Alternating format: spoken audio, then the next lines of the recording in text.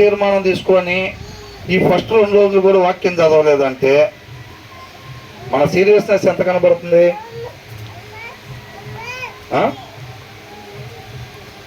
మన సీరియస్నెస్ ఎంత కనబడుతుందండి?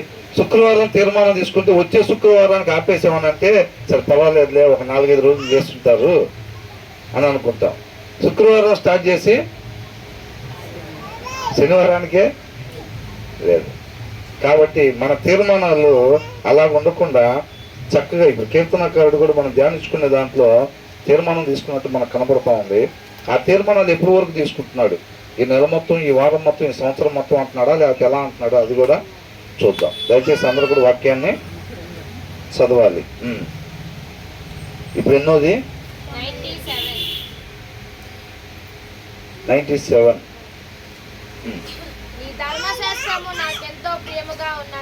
119వ కీర్తన 97వ వచనం. ఎవరెవరితో చెప్తున్నారు ఈ మాట? కీర్తనకారుడు. ఇంకొకసారి ఏంటంటే విషయం, ఈ కీర్తన దావీదు రాశాడని ఎక్కడ లేదు. ఎవరు రాశారో తెలీదు. కాకపోతే దాంట్లో దావీదు పేరు కూడా, ఒక 3 పేర్లు ప్రస్తావించబడి దాంట్లో దావీదు పేరు కూడా మెన్షన్ చేశారు. ఏంటి, ఒకవేళ దావీదు కూడా అయి ఉండొచ్చు, దానియేలు కూడా అయి ఉండొచ్చు అని అట్లాగా 3 పేర్లు మెన్షన్ చేశారనమాట. వాళ్ళు అట్లా తప్ప మెయిన్ హెడ్డింగ్ ఏంటంటే దీన్ని ఎవరు రాశారో తెలియదు అట్లా. కాబట్టి మనం దావీదు కీర్తన అనేది కన్ఫర్మ్ చేసుకోకుండా ఉంటే మంచిది, అంతే కదా. ఎందుకంటే హీబ్రూ బైబుల్లో దీన్ని ఎవరు రాశారో తెలియదు అని రాసి ఉంది. మరి అదే ఫైనల్గా మనం తీసుకుంటే మంచిది. ఇక్కడ ఏమని అంటున్నాడు? కీర్తనకారుడు ఎవరు రాశారో ఆయన ఎవరితో మాట్లాడుతున్నాడు? దేవునితో మాట్లాడుతున్నాడు అనమాట. ఏమంటున్నాడు? నీ ధర్మశాస్త్రము నాకెంతో ప్రియముగానున్నది. అంటే ఏంటి? బాగా ఇష్టమైన పని అనుకోండి. ఇప్పుడు ఫర్ ఎగ్జాంపుల్ కొంతమందికి టీ చాలా ఇష్టం, అవునా? టీ ఇష్టం ఉంటుంది. ఎంతమందికి ఇష్టం ఉంటుంది? బాగానే ఉంది, అవునా? నెలకు ఒకసారి తాగుతారా? 10 రోజులకు ఒకసారా? మరి ఎప్పుడెప్పుడు? రోజుకి 3-4 సార్లు. అంటే పూటకి ఒకసారి, పూటకు ఒకసారి. అంటే మీ టీ అంటే ఏంటి?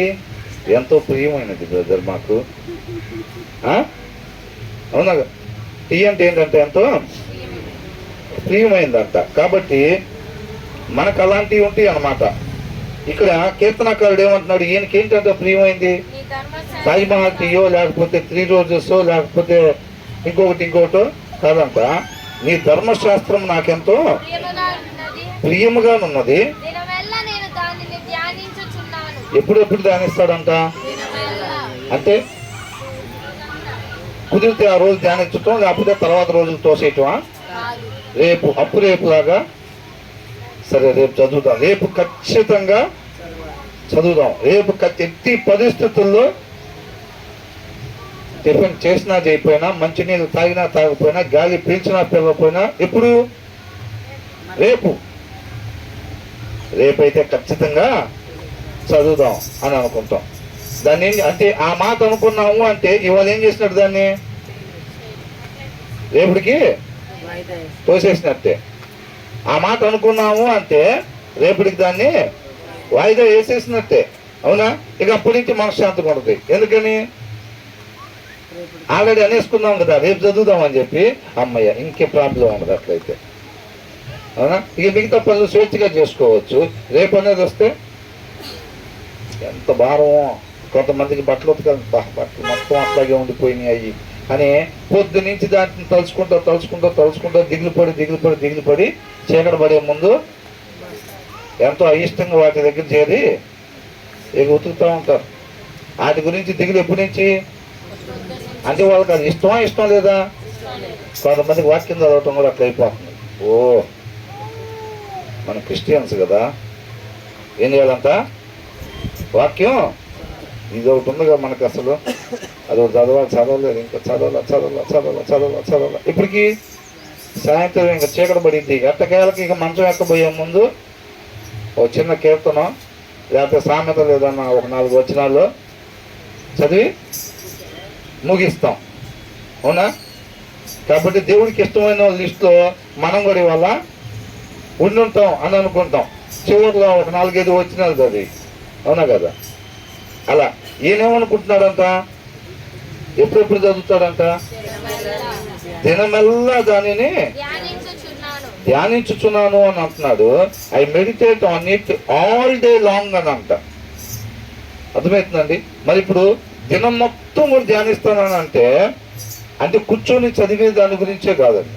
ఇప్పుడు కొన్ని కీర్తనలు ఏమనుంది, నేను పడుకునేటప్పుడు కూడా దాని గురించే, ఎలాగ ఆయన చిత్తాన్ని నెరవేర్చాలి, నేను ఇంకా ఏ రీతిగా ఆత్మీయంగా ఉండాలి అనే దాని గురించి ఆలోచిస్తూ ఉంటాడంట. అర్థమవుతుందండి? అది ఎప్పుడు ఉండాలంట, దినం మొత్తం కూడా. ఇవాళ దినం మొత్తం కూడా ఉండాలి. మళ్ళీ రేపు డే స్టార్ట్ అయితే రేపు మొత్తం కూడా ఉండాలి. అంటే ఎల్లుండి డే స్టార్ట్ అయితే అంటే దాని అర్థం ఏంటి, నిత్యము అని అర్థం. ఏంటి? నిత్యము కూడా మనం ఏం చేయాలంట, దానిని ధ్యానించాలి అని అంటున్నాడు.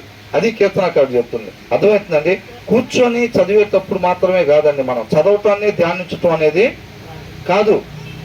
ప్రతి ఒక్కరు ఆయన చిత్తాన్ని నెరవేర్చడం కూడా ప్రతిదీ మన జీవితంలో ఆయన కృపను బట్టి మనకిచ్చిన ప్రతి క్షణం ఆరాధనలో భాగమే.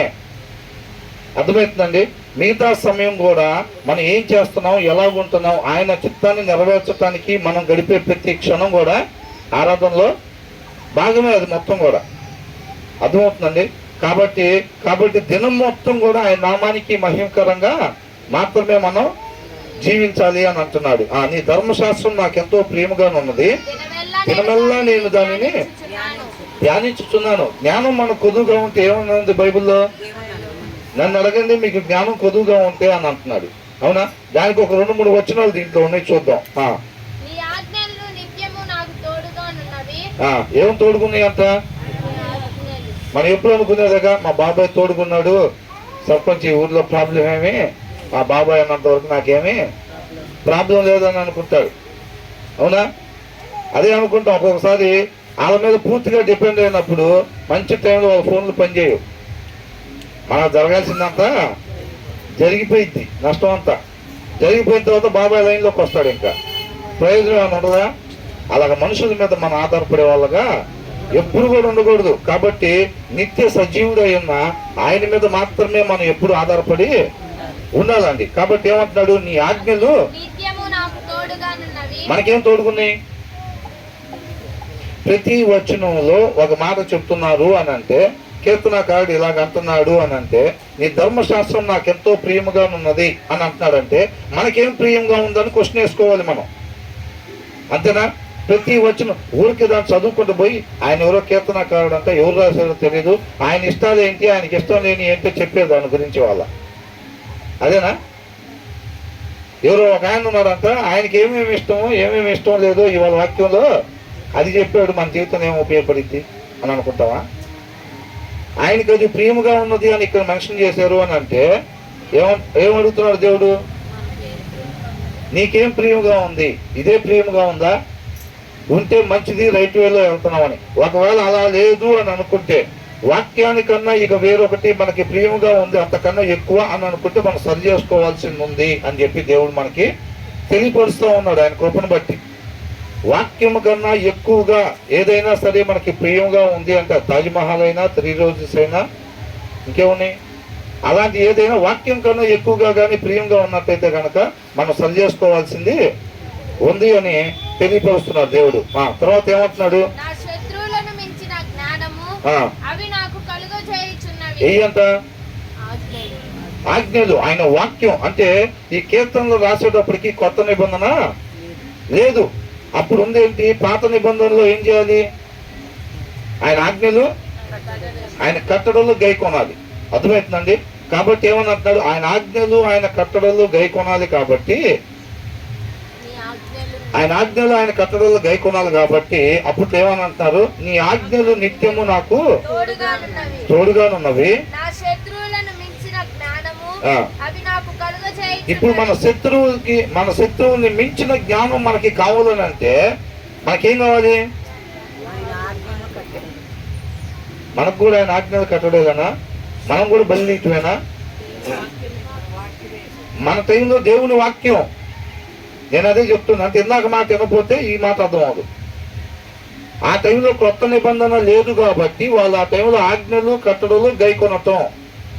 అవునా? అదే వాక్యాన్ని మనం ధ్యానించుకునేటప్పుడు ఇప్పుడు మనం ఏంటి, వాక్యాన్ని, దేవుని వాక్యాన్ని ధ్యానించటం, దేవుని వాక్యాన్ని అనుసరించటం అనేది మనం పరిగణలోకి తీసుకోవాలి. అప్పుడు కొత్త నిబంధన లేదు కాబట్టి. ఇక్కడ అదే అంటాడు, ఆయనకంటే కీర్తనాకారుడికి వాళ్ళ శత్రువులు అందరికన్నా సరే మించిన జ్ఞానం ఈయనకు వచ్చిందంట. ఎక్కడి నుంచి వచ్చిందంట? దేవుని యొక్క వాక్యం నుంచి వచ్చింది అని అంటున్నాడు. శత్రువులు అంటే ఎవరు? వాక్యము ఓ పాటలో ఉంటుంది కదా, ఏమని? లోకము శరీరము లాగినను లోబడక నేను వెళ్ళేదను. ఏంటంట? ఏం లాగుతాయి అంట? లోకం. ఈ లోక మాలిన్యం. అవునా? ఇప్పుడు దేవుడు ఏదైతే మనల్ని ఏలమని చెప్పి మనకి ఇచ్చాడో, పరిపాలన చేయడానికి ఇచ్చాడో, అది కాకుండా మనం ఆజ్ఞ అతిక్రమణ చేసి ఆ పరిపాలన అధికారం తీసుకెళ్ళి ఎవరికి ఇచ్చాం? సాతానికి ఇచ్చాం, అపవాదికి ఇచ్చాం. అవునా? ఇప్పుడు ఏ గవర్నమెంట్ నడుస్తుంది? లోకాధికారి ఎవరు ప్రస్తుతానికి? సాతాను. అవునా? అపవాది గవర్నమెంట్ నడుస్తుంది. ఆ అపవాది గవర్నమెంట్ మనల్ని ఎప్పుడు ఏం చేస్తూ ఉంటుంది? అట్రాక్ట్ చేస్తూ ఉంటుంది. ఆత్మీయ జీవితాలు ముందు గుంటలు తవ్వి పెడతా ఉంటారు అపవాది కింద పరిచయం చేసేవాళ్ళు. అవునా? ఒక ఆత్మీయుని పడగొట్టాలి, ఒక ఆత్మీయ జీవితాన్ని దెబ్బతీయాలి. ఇదే వాళ్ళు ఫుల్ టైం డ్యూటీగా పెట్టుకొని పనిచేస్తూ ఉంటారు అన్నమాట. అంతే కదా? లోకం ఎలా ఉంటుంది? 4K టీవీ లాగా ఉండిద్ది అనుకుందాంగా. ఏమని ఎలా ఉంటుంది? చప్పగా బ్లాక్ అండ్ వైట్ లాగా ఉండిద్దా? ఆకర్షణీయంగా ఉండిద్ది లోకం. అర్థమవుతుందండి? మనం దాంట్లోకి మన మాలిన్యం మనకు అందకుండా చూసుకోవాలి. ఈ లోకం శరీరం, శరీరాన్ని అనుసరించే వాళ్ళు ఎవరంతా? ఇప్పుడు వాక్యంలో 2 సంతానాల గురించి ఉంది.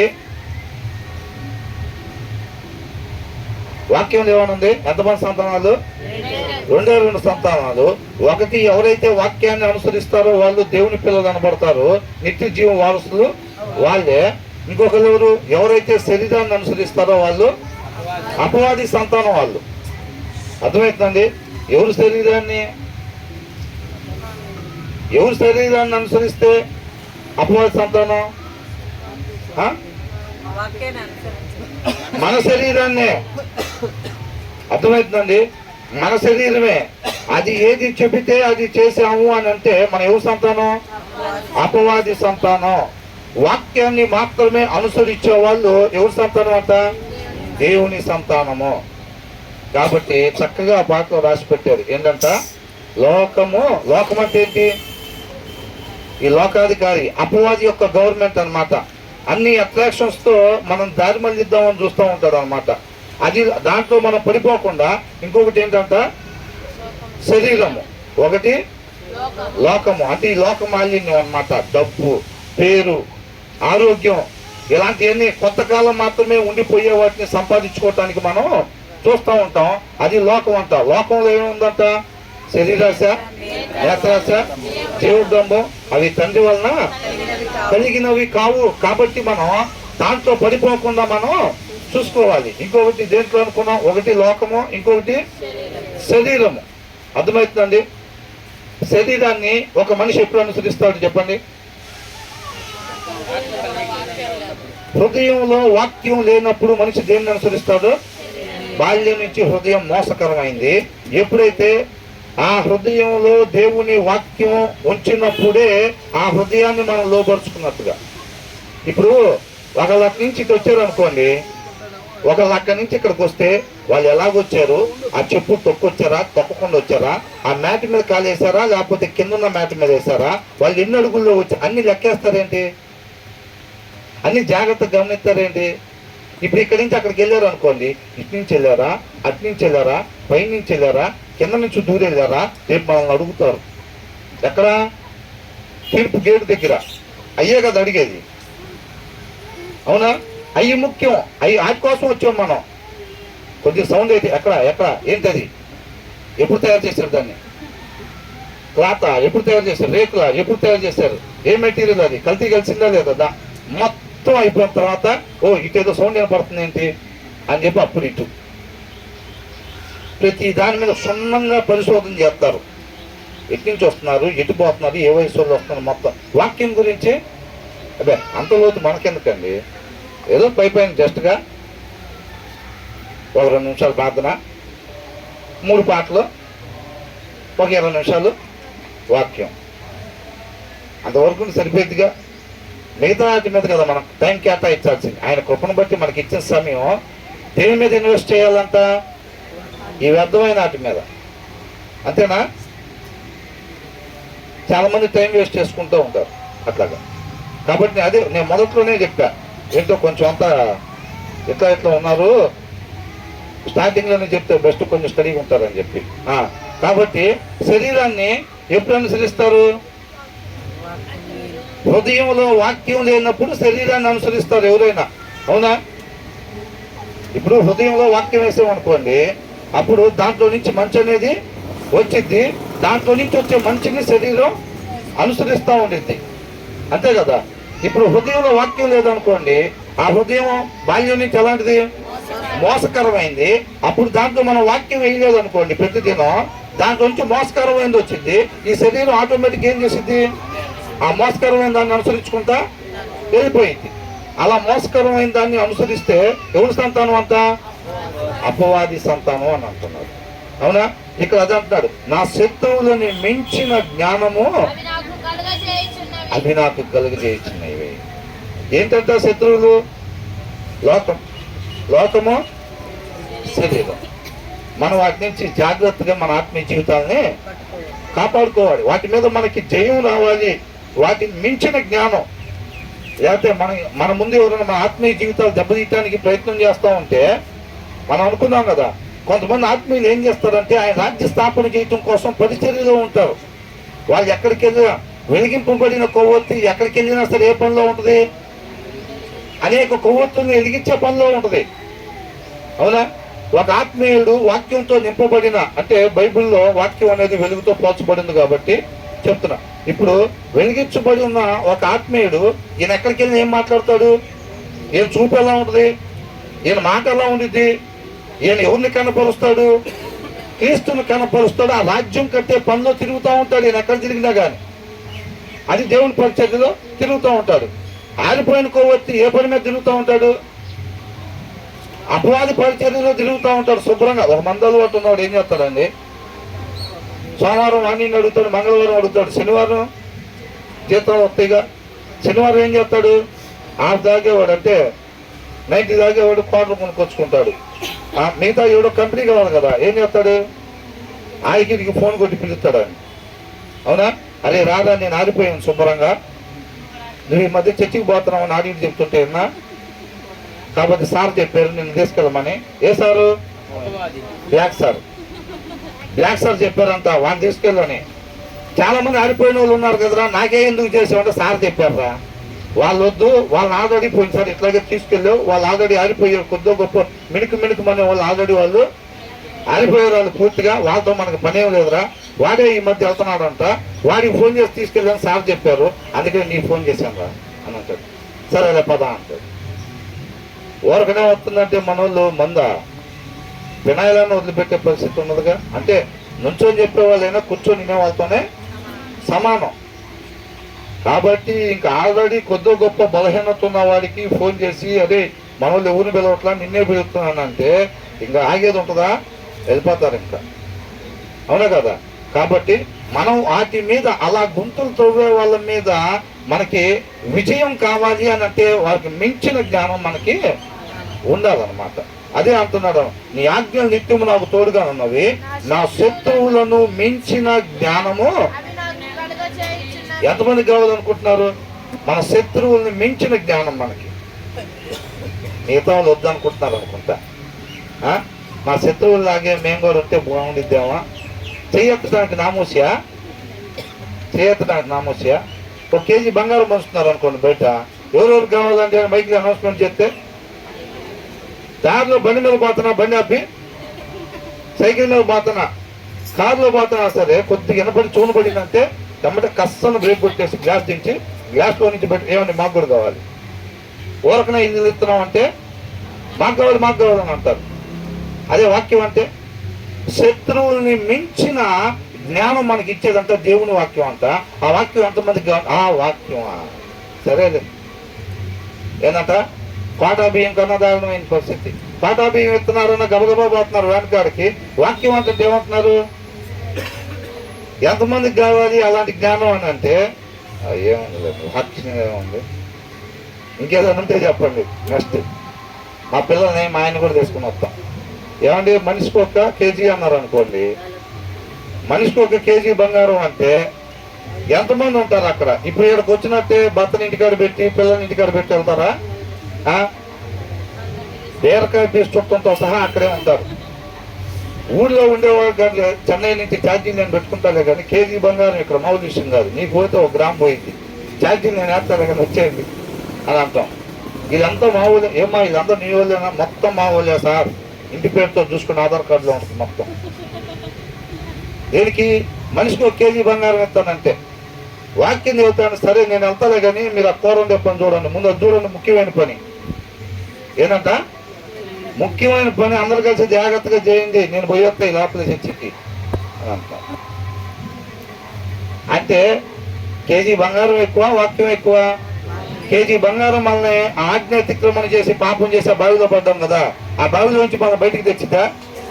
5 కేజీలు 50 కేజీలు? ఒకసారి ఆలోచించుకొని చెప్పండి.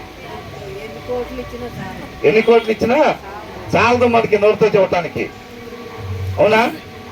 ఎన్ని కోట్లు ఇచ్చినా నోటితో చెప్పడానికి. ప్రాక్టికల్గా వచ్చేసరికి నిజంగా అన్ని కోట్లు ఇచ్చినా చాలపోతే మరి శుక్రవారం నుంచి ఇప్పుడు దాకా ఎందుకు చదవాలా? మీరెట్టా ఇంకొక 2 సార్లు అడిగితే వచ్చే వారం మాత్రం ఆ పాట కనపడుతున్నాయి చూసారా? ఖచ్చితంగా 9 ఉంటాం. ఏంటి? ఆయన వస్తాడు, శుభ్రంగా చెప్పుకుంటాడు, వెళ్ళిపోతాడు. మీరు మాత్రం వచ్చి మా చదువుతున్నారా బాబు, చదువుతున్నారా అని అడుగుతారు. అదే మాకు ప్రాబ్లం కొద్దిగా. మిగతాదంతా ఓకే అన్నారు. అవునా? ఏంటంట? మన శత్రువుని మించు, మన శత్రువులు అంటే మన ఆత్మీయ జీవితాన్ని దెబ్బతీసే ప్రతి ఒక్కటి మనకి శత్రువే. వాటిని మించిన జ్ఞానం మనకు లేకపోతే మన ఆత్మీయ జీవితం ఏమైంది? పడిపోయింది అంతే. అవునా? మనలా పడిపోకుండా ఉండాలి అని అంటే మనకేం కావాలి? శత్రువులకి వాళ్ళకి మించిన జ్ఞానం మనకి కావాలి. అది ఎక్కడి నుంచి వచ్చిందంట? దేవుని వాక్యాన్ని ధ్యానిస్తుంటే వచ్చిందంట. అవునండి. ఆయన కృప వల్ల మనం తప్పించబడతాం. ఆయన కృపనే వాటర్ మనకి ఇవ్వాలి అని అంటే ఎవరైతే దప్పుకుంటారో వాళ్ళకి ఆయన జీవజలాన్ని ఇస్తానంటాడు. జీవజలం అంటే ఏంటి? దేవుని వాక్యం. అర్థమవుతుందండి? దాని వల్లనే మనిషి శాశ్వతంగా జీవిస్తాడు అని చెప్తున్నాడు. అంతేనా కదా? కాబట్టి దేవుని వాక్యం ఆయన ఎవరైతే దప్పికొన్న వారిలాగా ఉంటారో వాళ్ళకి ఇస్తానంటున్నాడు. ఆశపడ్డ ప్రాణాన్ని తృప్తిపరుస్తానంటున్నాడు. నువ్వు ఇంత ఆశపడుతున్నావా? ఇంతగా వాడుకుంటాడు దేవుడు. ఇంతగా ఆశపడుతున్నావా? ఎంతగా వాడుకుంటాడు? ఇంతగా వాడుకుంటాడు. అర్థమవుతుందండి? మన బైబుల్ చదవాలన్న ఆసక్తి, తృష్ణ, తపన చూస్తేనేమో ఎంత 24 గంటలు ఇస్తే ఎంత? 10 నిమిషాలు. వాడబట్టం మాత్రం ఆశ మాత్రం ఎంత ఉంటుంది? ఎక్కలేని ఎత్తైన స్థలాల్లో దావీదంటే ఇక్కడ దాకా ఎక్కించాడు కదా ప్రభా, దాని 10 ఆశ ఎంతంట? ఆశ కొంచెం కష్టంగా. 24 గంటల్లో కేటాయించేదేమో 10 నిమిషాలు వాక్యం చదవటానికి. ఆశపడేదంతా మనం వస్తుంటే ఏలియా వచ్చినట్టుగా, దావీదు గురించి చెప్పుకున్నట్టుగా మన తర్వాత కూడా మన గురించి చెప్పుకోవాలి. ఆత్మీయ జీవితాల్లో ఆశ మాత్రం అంత ఉంటుంది. అవునా? టైం కేటాయించేది 12 గోత్రాల మీద రాజు అయింది. దేవునితో ఎంత సమయం వ్యక్తిగతంగా గడిపాడు ఆయన.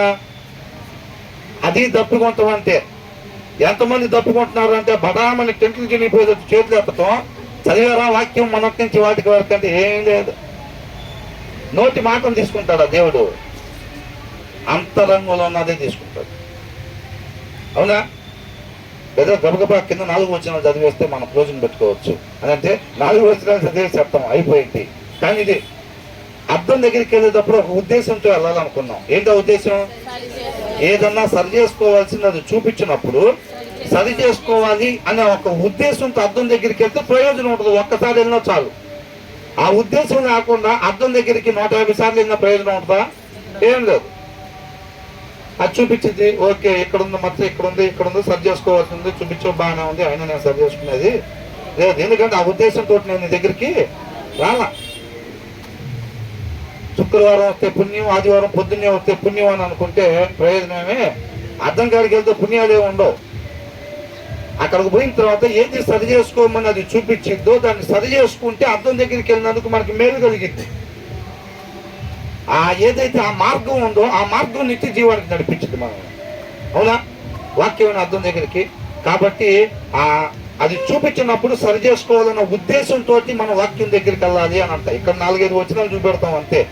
దీనివల్ల అని కాదు, మనం ఇంటికి వెళ్ళిన తర్వాత ప్రతి నిత్యం దాన్ని తీసి ధ్యానించుకుంటే మనం ఆత్మీయంగా బాగా బలపడతాం. పేతురు రాసిన పత్రికలో ఉంది, ఏమని కొత్తగా జన్మించిన వాళ్ళంట వాక్యం అనే నిర్మలమనే పాల వలన రక్షణలో వృద్ధి చెందటానికి కోసం అంట ప్రతి దినం చిన్నపిల్లలు పాలు ఎలాగైతే తాగుతారో అంట అంత వరకు కూడా మనం ఏం చేయాలంట, వాక్యం అనే పాలు మనం ఎప్పుడైతే తాగుతూ ఉంటామో ప్రతి దినం కూడా రక్షణలో వృద్ధి చెందుతూ ఉంటాం అన్నమాట, బలపడుతూ ఉంటాం అన్నమాట, జయించగలుగుతూ ఉంటాం అన్నమాట. అవునా? ఈ లోకంలో ఒకరిద్దరు కొట్టాలనుకోండి ఏం కావాలి? జిమ్మికి వెళ్ళి కండ్లు పెంచాలి. అవునా? మన ఆత్మీయ జీవితాన్ని దెబ్బతీయకుండా ఉండే వాటిని మనం జయించాలని అంటే మనకేం చేయాలి? ఆత్మీయంగా బలపడాలి. ఆత్మీయంగా బలపడితేనే ఆ అపవాది మన ముందేసి ఆదిచ్చే ఎర్ర ఏదైతే ఉంటుందో ఆ ఎర్ర మనం జయించకుండా ఉండిద్ది అన్నమాట. ఆడికి మనం పడిపోకుండా ఉంటాం, ఆ ఎర్రకు మనం పడకుండా ఉంటాం అన్నమాట. అర్థమవుతుందండి? దానికి దేవుని వాక్యం అనేది మనం ప్రతిరోజు భుజిస్తాం. వయసుతో సంబంధం లేదు. చిన్నపిల్లడైన సమూయేలు నెంబర్ 1గా వాడబడ్డాడు. ముసలితనం. అవునా? అబ్రహాంకి ఎన్ని సంవత్సరాలు? పిలుచుకున్నప్పుడు 75, పిల్లల్ని ఇచ్చినప్పుడు 100. అవునా? మోషేని పిలుచుకున్నప్పుడు 80. అప్పటికే కర్ర పట్టుకొని తిరుగుతున్నాడు కొండ మీద. మరి అలాంటి టయాల్లో కూడా వాడుకున్నాడు. వయసుతో సంబంధం దీనికి ఏమీ లేదు. మిగతా దానికి లాగా ఎంత మంచిదైనా లిమిట్గా తింటే బెస్ట్ అన్నారు కదా బ్రదర్. మరి వాక్యం కూడా పరలోకం నుంచి వచ్చిన మన్నా లాంటిది, ఇది కూడా లిమిట్గా తినాలా? ఇది ఎంత తిన్నా కానీ ఏమీ కాదు, ఎంత తింటే అంత బలపడతాం అంతే. అర్థమవుతుందండి? ఆ దినాల్లో అబ్రహాంకి సమయం వచ్చినప్పుడు మనలాగా ఆయన సత్తా ఏందో చూపెట్టాడు. దావీదు టైం వచ్చినప్పుడు ఆయన సత్తా చూపెట్టాడు. మోసే టైం వచ్చినప్పుడు ఆయన సత్తా చూపించాడు. ఇవాళ మన వంతు వచ్చింది. దేవుడు ఆయన మహాకృపను బట్టి వాళ్ళందరూ మన ముందు పెట్టాడు. అది వీళ్ళందరూ కూడా ఒకప్పుడు ఇలా పరిగెత్తే ఇవాళ ఇలాంటి జీవితాలు ఉన్నాయి వాళ్ళకి అని చెప్పి మన ముందు తీసుకొచ్చి పెడుతున్నారు ఆయన కృపను బట్టి. అవునా? కాబట్టి మనం కూడా వాక్యాన్ని ధ్యానించాలి ప్రతిరోజు కూడా చక్కగా. ఇప్పుడు పొయ్యిలో పొలలు పెట్టి కొద్దిసేపు అయిన తర్వాత ఏం చేస్తారు? మరలా వాటిని కొద్ది పొలల్ని కదిలిస్తారు. కదిలించినప్పుడు ఏమైంది? మంట.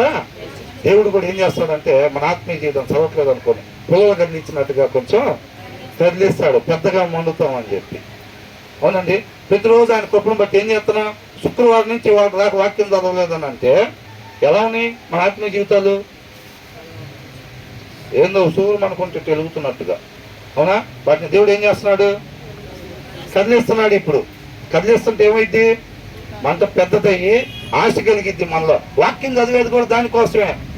యెహోషువ ఏమని చెప్పాడు? నువ్వు నిత్యము వాక్యాన్ని ధ్యానించాలని అన్నాడు ఆయన లీడర్గా పెట్టినప్పుడు. ఎందుకని? నువ్వు నిత్యము వాక్యాన్ని ధ్యానించినప్పుడే నువ్వు దాన్ని అనుసరిస్తావు అని అంటారు. ఆ ఆశ మనలో కలగాలి అని అంటే వాక్యాన్ని చదవాలి. దాన్ని అనుసరించాలంటే ఫస్ట్ ఖచ్చితంగా చదవాల్సిందే. ఎవరైనా చదివినప్పుడు దాంట్లో మన ఆశ పుట్టింది. ఆశ పుట్టినప్పుడు ఆయన కృపను ఆశ్రయిస్తాం. ఆయన కృపను ఆశ్రయించినప్పుడు ఆయన కృపతోటి, ఆయన కృప లేకుండా ఆయన మాట ఒకరి దగ్గరికి రాదు. మనం ఎప్పుడైతే ఆయన కృపను ఆశ్రయిస్తామో, ఎంతగా అయితే ఆయన కృపను మనం ఆశ్రయిస్తామో అంతగా ఆయన పాదాల చెంత మనల్ని చేర్చుకుంటాడు అన్నమాట. అర్థమవుతుంది? కాబట్టి మనం అంతగా వాక్యాన్ని చదువుతూ ఉంటే అంత ఆశ, అంత దప్పిగా ఉన్న తత్వం తయారైంది మనకి. అర్థమవుతుంది? ఎంతగా వాక్యాన్ని అంత దప్పిగా ఉన్న తత్వం తయారై ఆయన కృపను అంతగా మనం ఆశ్రయించేవారుగా ఉంటాము. ఎంత ఆశపడేవాడిని ఆయన అంతగా తృప్తిపరుస్తాడు అనమాట. ఆయన నామాన్ని అంత గొప్పగా మహింపరిచే ఒక గొప్ప అవకాశం, మరలా రాని అవకాశం ఒకే ఒక్కసారి జీవితం. అవునా? తర్వాత ఇంకో జంతువులు ఉన్నాయా? అట్లా ఏం లేదు. కాబట్టి ఒకే ఒక్కసారి వచ్చే గొప్ప అవకాశం ఇదే తగిన సమయం అని అంటున్నారు. మనం సమయం ఉండగానే ఏం చేయాలంట? సద్వినియోగం చేసుకోవాలి. రోజు మార్చి రోజు అప్పు రేపులాగా రేపు ఖచ్చితంగా చదువుదాం, రేపు ఖచ్చితంగా చదువుదాం, రేపు ఖచ్చితంగా చదువుదాం అని చెప్పి దినాల్ని ముందుకు సాగనిచ్చాం అనుకోండి, ఒక దినాన ద ఎండ్ అని పడింది. ఏమైంది? ద ఎండ్ అని పడింది. ఒక విశ్వాసం పడాల్సింది ఏంటి? అలా కాకుండా చక్కగా ఆయన కృపను కోరుకుంటా ప్రతిరోజు వాక్యం చదువుకుంటా వెళ్తే అక్కడ ఏమని పడింది? వీళ్ళకి ద హెల్ అని పడింది, వాళ్ళకి ద హెవెన్ అని పడింది. వెల్కమ్ టు ఎటర్నల్ లైఫ్ అని పడింది. అవునా? అదే కదా అనుకుంది. వాక్యాన్ని అనుసరించుకుంటూ వెళ్ళే వాళ్ళకి ఒక బోర్డు కనపడింది అంట. ఏంటి ఆ బోర్డు? నిత్య జీవానికి స్వాగతం అని పడింది. అదే వీళ్ళకి అప్పు రేపులాగా రేపు చదువుదాం, రేపు ఖచ్చితంగా చదువుదాం, అసలు ప్రార్థన రేపు గ్యారెంటీకి చేసుకుందాం, అందరి గురించి రేపు చేద్దాం ప్రార్థన అని అనుకుంటా రోజులు వెళ్ళగొచ్చుకుంటూ వెళ్తే వాళ్ళకేం కనపడింది? నిత్య నరకాగ్నికి స్వాగతం. అంటే దానికి మాత్రం నిత్య జీవానికి వెళ్తాం, దీనికి మాత్రం దయంగా దీనికి కూడా పేరు పెడదాం. ఏమండి జరిగేది అదే కదా. కాబట్టి నిత్య నరకాగ్నికి స్వాగతం అనబడింది. అది లేదండి మొత్తం అధ్యాయం కలిపి చదువుదాం అనుకున్నాం సార్. ఇప్పుడు గుండెకాయ నొప్పి వచ్చినప్పుడు, ఎప్పుడంట గుండెకాయ నొప్పి వచ్చినప్పుడు స్కానింగ్ లో 2 కిడ్నీలు పాడైనట్టున్నాయి అంటే, లేదండి మొత్తం కలిపి చదువుదామని అనుకున్నా, నిన్న కూడా అనుకున్నా. సరిగ్గా చూడండి సార్ స్కానింగ్ అని అంటాడు. అమ్మాయి ఎన్నిసార్లు చూసినా 2 కిడ్నీలు పాడైనాయి అక్కడ అని అంటాడు. అప్పుడు ఎక్కడుంది బైబిల్ అని ఏడుస్తూ ఉంటాం. తీసుకురావే బైబిల్, తీసుకురావే బైబిల్. నేను చదవకపోతే మీరన్నా చెప్పే పని లేదా? ఇంట్లోనే ఉండి నేను వండితే తిన్నారుగా బాగానే, నేను బైబిల్ చదవకపోతుంటే చూసి చెప్పే పని లేదా? 2 కిడ్నీలు పోయినాయి అంట అని అంటారు.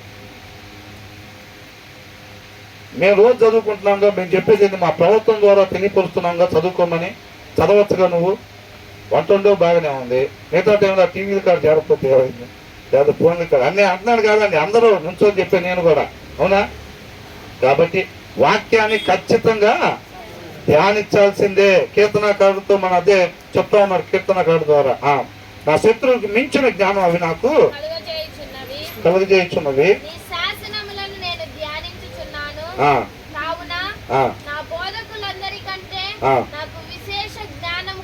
ఇందాక మొదటి దేవుడు అంట మన శత్రువులందరికీ మించిన జ్ఞానం మనకి ఇస్తానని అంటున్నాడు. ఇప్పుడు మీరు వాక్యాన్ని ధ్యానిస్తుంటే అక్కడి నుంచి మీకు జ్ఞానం వచ్చింది. దేవుడి నుంచి జ్ఞానం రాటువంటి అదే మరి వాక్యమే దేవుడై ఉన్నాడు. అవునా? వాక్యమే దేవుడై ఉన్నాడు. కాబట్టి మనం వాక్యం చదువుతూ ఉంటే వాక్యం ద్వారా మనం కనబడతాం. కాబట్టి కనబడతాం అంటే వాక్యం ద్వారా దేవుడు మనల్ని కంటానని అన్నాడు. అంతేనా ఉంది పేతురు రాసిన పత్రికలో. వాక్యం ద్వారా కనబడటం అని అంటే ఆయన యొక్క గుణ లక్షణాలు మనలోకి రావాలి. అప్పుడు ఆయన జ్ఞానం కూడా మనకు వచ్చింది. అర్థమవుతుందండి? ఆయన ప్రేమ మనకు వచ్చింది. ఆయన మనలో ఏ మంచి లేకపోయినా ఆయన ఎలా మనల్ని ప్రేమిస్తున్నాడో, మన పొరుగు వారిలో మంచి చూడకుండా అక్క నాకు సహాయం చేసిందా లేదా, అన్న నాకు సహాయం చేశాడా లేదా, అయితే చేయొచ్చు. మనం అంత మంచిగా ఉంటామని దేవుడు మనకు చేస్తున్నాడా? చేయట్లా. మనకి ఏ అర్హత లేకపోయినా సరే ఆయన విస్తారమైన ప్రేమని మనకి కనపరుస్తున్నాడు. మరి మనం కూడా ఆయన పోలి జీవించాలంటే మన పొరుగు వారిలో ఏ మంచి లేకపోయినా వాళ్ళు మన గురించి ఏ మంచి ఏనంట మెర్సి ఏనంట ఆయన మన గురించి ఏ మేలు, మన చుట్టుపక్కల వాళ్ళు మన గురించి ఏ మేలు కోరుకోకపోయినా సరే మనం ఏం చేయాలంట? వాళ్ళందరి మేలే మనం కోరుకోవాలంట. అలాంటి లక్షణం, అలాంటి కోహినూరు వజ్రం కన్నా విలువైంది. అలాంటి గుణ లక్షణం మనకు రావాలంటే ఎక్కడి నుంచి వచ్చిందంట? వాక్యం చదువుతుంటే దాంట్లో నాటబడినట్టుగా దాంట్లో ఉన్న గుణ లక్షణాలు మనలోకి వస్తాయి. నేను యేసుక్రీస్తులాగా ప్రేమించాలి, యేసుక్రీస్తులాగా అవతలని క్షమించాలి, యేసుక్రీస్తులాగా నేను కరుణించాలి అని అంటుంటే ఇవన్నీ ఎక్కడి నుంచి వస్తాయి? ఎప్పుడు వస్తాయి అంట? నువ్వు ఆయనలో నాటబడాలి. నువ్వు వాక్యం చదువుతా ఉంటే అవి నీ హృదయంలోకి వస్తాయి. ఆయన మాటలు నీ హృదయంలోకి వచ్చినప్పుడు ఆయన గుణ లక్షణాలు నీ హృదయంలో నుంచి బయటికి వస్తాయి అని అంటున్నాడు అన్నమాట. అర్థమవుతుందండి ఎంత ప్రాముఖ్యమో చూడండి. ఒకవేళ వాక్యం చదవకపోతే మన శత్రువులు మించిన జ్ఞానం మనకి రాదు. బోధకులు అందరికన్నా మించిన జ్ఞానం మనకి రాదు. మన శరీరాన్ని మనం జయించలేం, ఈ లోకాన్ని మనం జయించలేం. అవునా? ఇంకేమున్నట్టు మన దగ్గర? ఏమీ లేనట్టే. అవునా? మనం ఏమీ లేని వారికి ఉందామా, లేకపోతే సమస్తం కలిగి ఉన్న వారికి ఉందామా?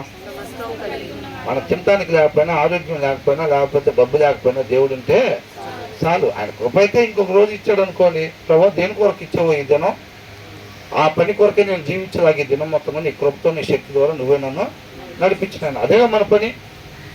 ఏంది ప్రభు సాయంత్రంతో క్లోజింగ్ అంటున్నావు, మనకు అవసరం అది? అవునా?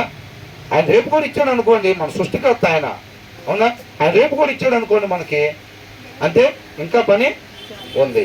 ప్రభు ఇవాళ దేనికోసం ఇచ్చాను ఆయన, దాని కొరకు మాత్రమే నేను జీవించేటట్టుగా నీ కృపతో నీ శక్తి ద్వారా నువ్వే నన్ను నడిపించు. ఆయన ఏ రోజు ఇక చాలు అని అంటే ఆ రోజు నీ కృపకై వందనాలు అని చెప్పి ఆయన నామాన్ని మహింపరిచేవారుగా ఉండాలంతే. ఇంకా తర్వాత ఏమంటున్నాడు, నీ శాసనములు నేను ధ్యానించుచున్నాను. ఆయన శాసనాలు అంటే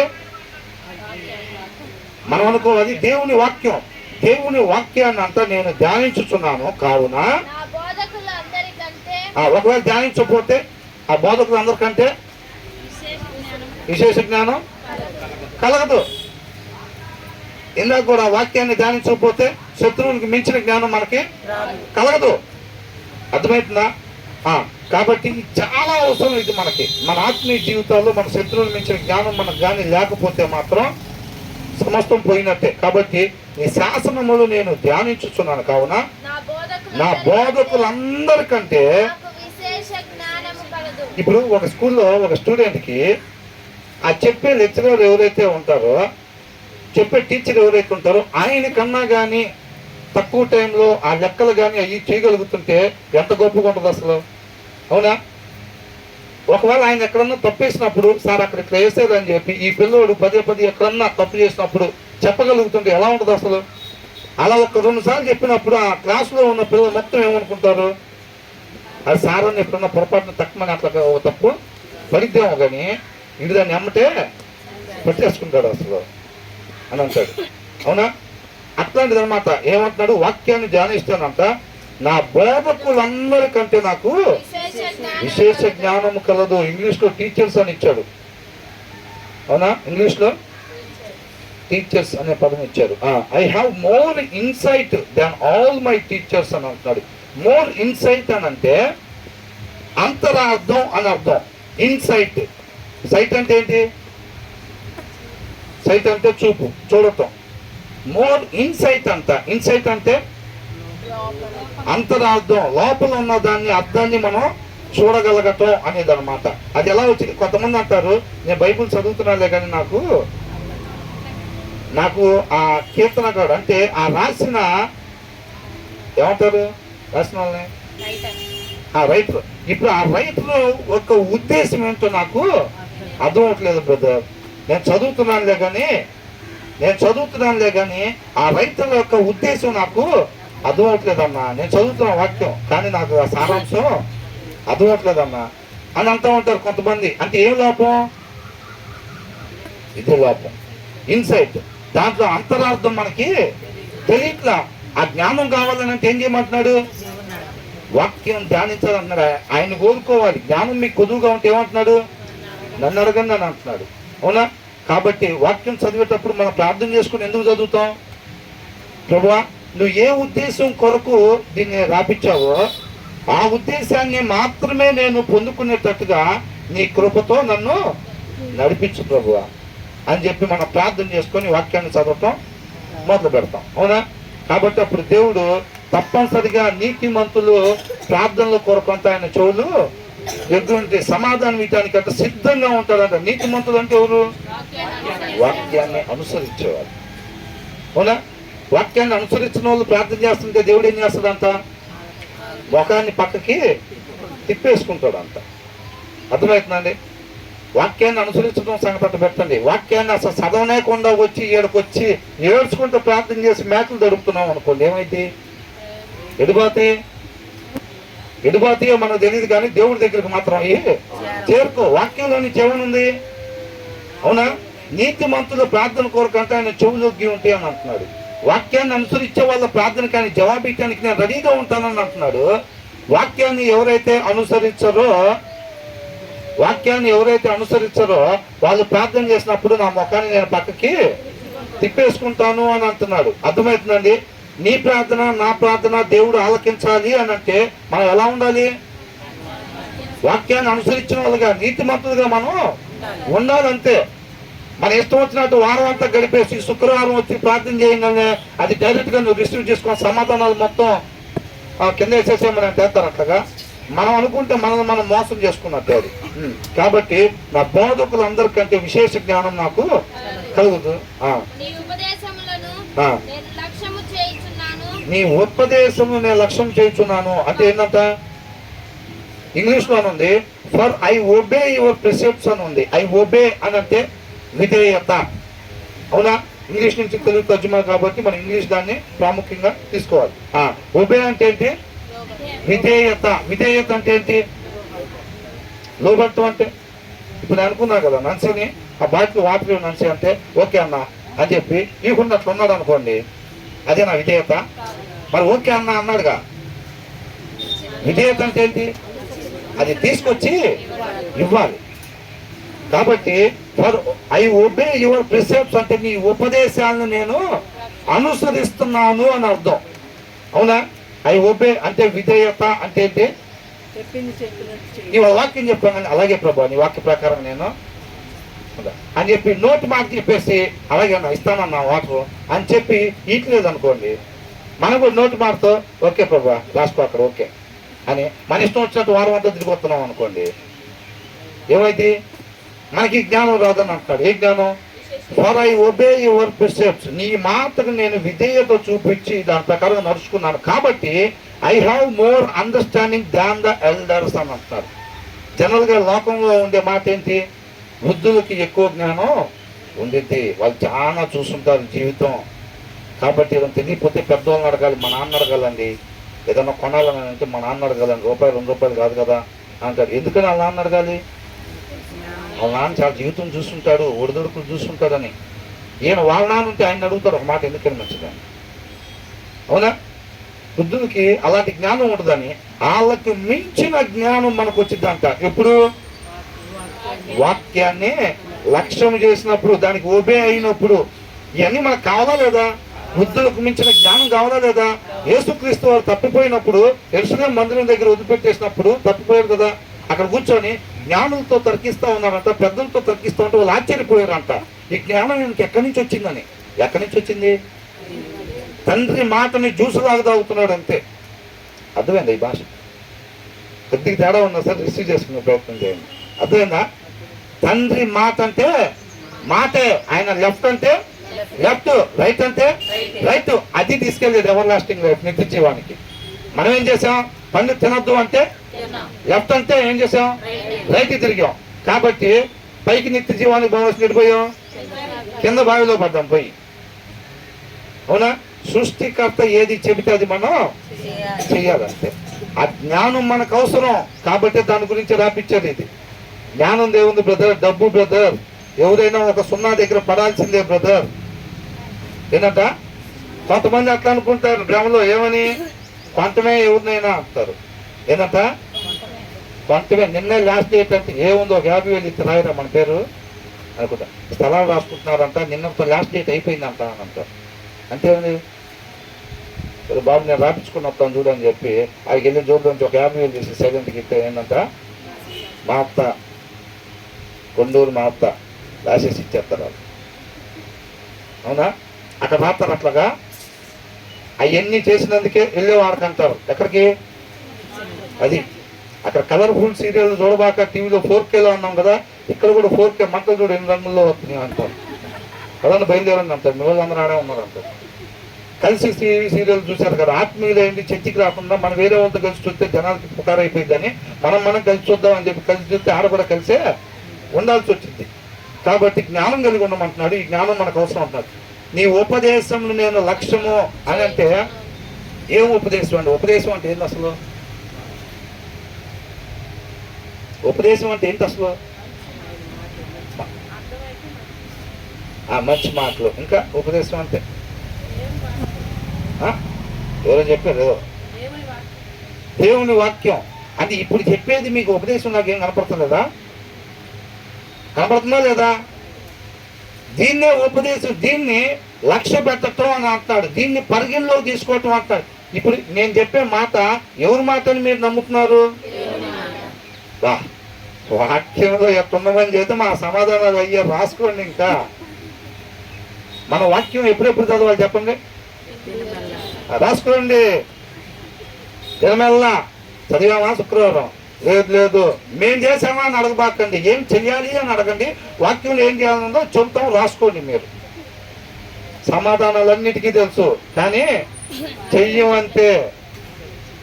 అపవాదిని అడగండి, దురాశ పడచ్చా అపవాది గారు అని అంటే ఏమంటాడు? నానా దురాశ పడకూడదని వాక్యంలో ఉంది. మరి మీరేంటంటే కానీ నేను పడతాను. అదేనమ్మా మనకి ఆ మిగతా దేవదూతలకి తేడా. మనకి వాక్యం మొత్తం తెలుసు, సగం వచ్చిన మనం చదవగానే మిగతా సగం మనం అందుకుంటాం అంతే. కొన్ని వచనాలు అయితే తీయకుండానే చెబుతాం. అనుసరించడం కాడికి వస్తే ఏం లేదు, వర్షంలో తెలిసిన బాంబుల్లాగానే. అవునా? ఒత్తిడి గీయటం తప్ప సౌండ్ ఏమి పరిస్థితి. అంటే నేను అందరిని అంటలేదండి, ఎవరన్నా ఒకళ్ళు సరి చేసుకోవాల్సింది ఉంటేనే మనం సరి చేసుకోవాలి. అవునా కదా? అదే మార్గంలో చక్కగా కీర్తనాకారుడికి ఎట్లయితే ఉందో నాకు కూడా అంతే ఉంది. ఏందో అంతరంగంలో అంటే దేవునికే మహిమ. ఇక అంతకన్నా గొప్ప భాగ్యం ఇంకొకటి లేదు. అలా లేకపోతే మాత్రం ఎవరైనా సరే, మీరైనా నేనైనా సరి చేసుకోవాలని మన తండ్రితో పాటు యుగ యుగాలు ఉండాలని ఆశపడితే దేవుడు ఆయన కృపను బట్టి మన దగ్గరికి పంపిస్తున్న మాట ఇది. అవునా? కాబట్టి ఉపదేశం అంటే వేరేదేదో సపరేట్గా ఏమి గోల్డెన్ ప్యాక్లో రాదండి. అది దీన్నే ఉపదేశం అని అంటున్నారు. ఆ ఉపదేశాన్ని లక్ష్య పెట్టి లేఖనాల ప్రకారం ఉందో లేదో చూసుకొని దాని ప్రకారం ఉంటే దీన్ని లక్ష్య పెట్టి ఆ మాటకు విధేయత చూపిస్తే నువ్వు నేను పోగొట్టుకున్న స్థితిని మరలా పొందుకొని శాశ్వతంగా తండ్రితో పాటు యుగయుగాలు ఉంటాము అని అంటున్నారు అన్నమాట. నీ ఉపదేశంలో నేను లక్ష్యము చేయించున్నాను కావున వృద్ధుల కంటే నాకు విశేష జ్ఞానం కలదు. యేసుక్రీస్తు వారికి అక్కడి నుంచి వచ్చింది అన్నమాట జ్ఞానం. అర్థమవుతుందండి? అంతే తప్ప ఆయన కుమారుడైన పార్షాలిటీ చూపించేసి తండ్రి ముందే ఇచ్చేసేలా ఆయన అలా పొందుకున్నాడు.